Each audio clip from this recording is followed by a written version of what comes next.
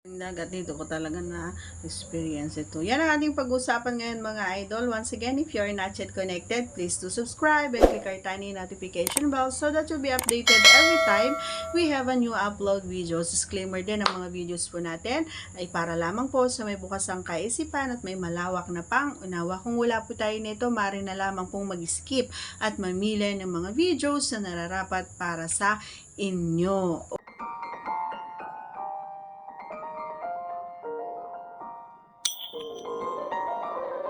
Okay, ayan.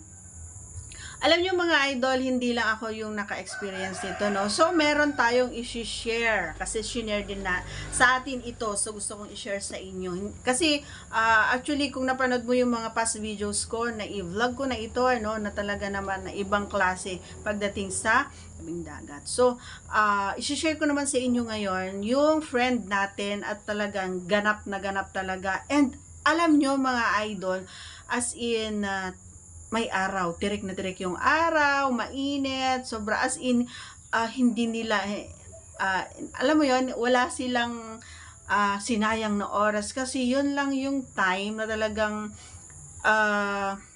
time nilang dalawa.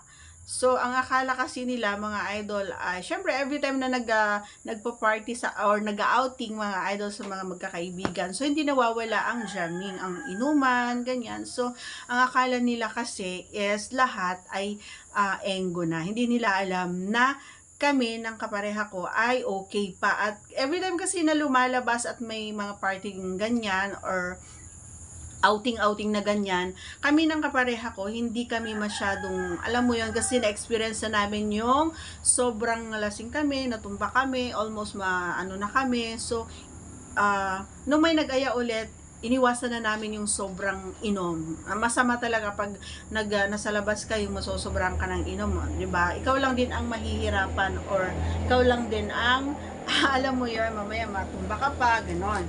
So, akala nila is, hindi na namin sila napansin or hindi namin sila nakita. Pero, sinenyasan ko na yung kapareha ko, sabi ko, tingnan mo yung dalawa, palayo na ng palayo.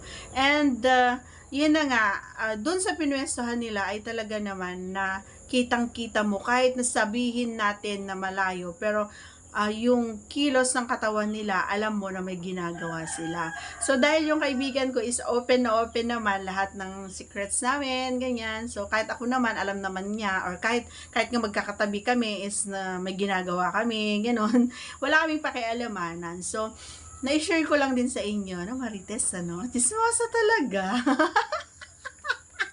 Ayun, so, habang nakikita namin, or sabi ko na lang sa kapare, wag na lang niyang tignan. Pero ako, pasulyap-sulyap pa rin ako. Pero hindi ko na malaya na yung kasama ko pala ay bigla siyang nagisingan ng, alam mo, nagising yung ano niya, natutulog niyang mundo. And maya-maya, ayun na nga, ayun na nga, lumalakad na rin yung kanyang ganito, kung saan-saan na rin. Siyempre, ano pang gagawin ko at ano pang mararamdaman ko? Eh di, wala na, bumigay ng lola nyo. Diba? Yun yung sinasabi ko na maraming magagawa every time na nasa tabing dagat kayo. Masarap sa pakiramdam, ang sarap kasi nga. Gaya ng sinabi ko, yun lang, dapat alam nyo yung mga kasama nyo and safe kayo, walang, alam mo yun, walang nag-video safe. Yun yung iniiwasan natin ng mga idol. So, ewan ko sa inyo, bahala kayo kung saan kayo na masaya. Yan, susuportahan ko kayo. Basta, para sa akin, walang kasing saya, walang kasing sarap, walang kasing enjoy, walang kasing satisfied ang experience namin pagdating sa ganon, sa tabing dagat. Okay, so that's all for today's video. Once again, if you are not yet connected, please do subscribe and click our tiny notification bell so that you'll be updated every time we have a new upload videos. Thanks for watching. Bye!